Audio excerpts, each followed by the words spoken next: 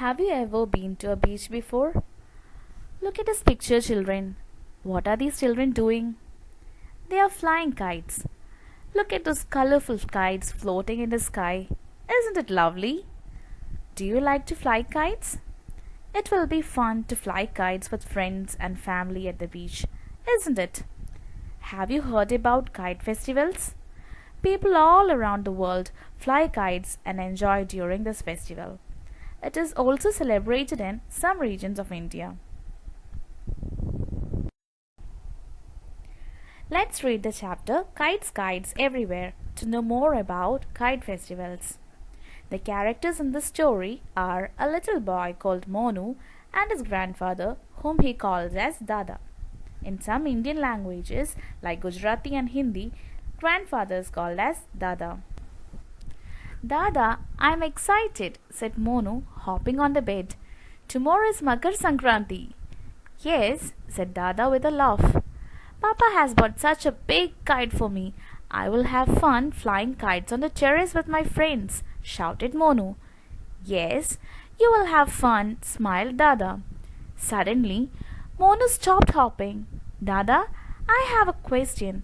Why do we fly kites on Makar Sankranti? He asked. The boy Monu is very happy because the very next day it is Makar Sankranti. It is a harvest festival celebrated in the month of January. Do you remember just a few days back, people of India celebrated this festival? During this festival, people fly kites with their family and friends and enjoy themselves. Here, Mono is talking to his grandfather. Mono is very happy because his father has brought him a big kite and the next day he is going to fly it with his friends on the terrace.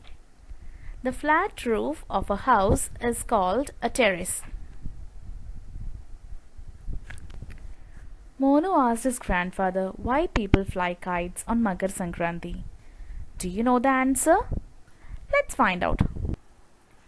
Our body needs sunlight to be healthy. In winter, we stay indoors and fall ill easily.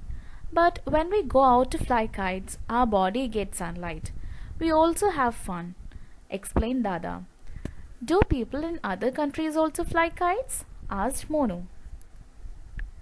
Dada explained that Makar Sankranti is celebrated during winter, and during this season, people will spend most of their time indoors. Indoors means inside the house, and this makes people sick. Our body needs sunlight to be healthy, and when these people come out to fly kites, their body will get enough sunlight, and it is also fun to fly kites. Monu wanted to know whether the people of other countries also fly kites. What do you think? Do the people of other countries fly kites too? Let's listen to Dada to find out about this. Dada nodded his head and said, in China, on New Year's Day, people show respect to the dragon by flying dragon kites. A dragon kite looks fierce and angry. This kite is very long and heavy. A team of people flies one dragon kite. Wow, tell me more, said Monu. Dada explained that people of China fly kites on New Year's Eve to show respect to the dragon. They fly the kites which are in the shape of a dragon. Do you know what a dragon is? You might have heard a lot of stories about dragons, isn't it? It is not a real animal, but an imaginary creature depicted in stories. People of China consider dragon as a symbol of power, strength, and good luck. In order to show respect to the dragon, they fly dragon kites that looks fierce and angry. Fierce means wild and scary. The kite is usually long and heavy, that a team of people are needed to fly one dragon kite. Dada continued with a smile. In Japan, people fly kites at the birth of a baby or to celebrate a good rice harvest. Many Japanese kites have pictures of cranes. In Japan, people believe that a crane brings good luck. Even the people of Japan fly kites. When do they fly kites? They fly kites at the birth of a baby or to celebrate a good rice harvest. Means they fly kites during this season when ripened crops are gathered. Dada even explained that many Japanese kites have the picture of a crane on it because Japanese believe that a crane brings good luck. Crane is a large water bird with long legs. Do they have kite fights like we do, Dada?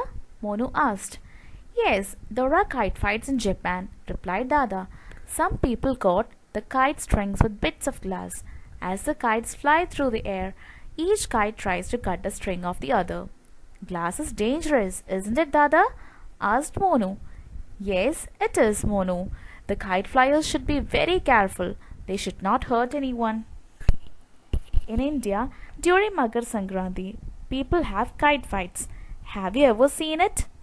People tried to cut the string of the other kites with their own kite. Monu wanted to know whether the people of other countries have kite fights too.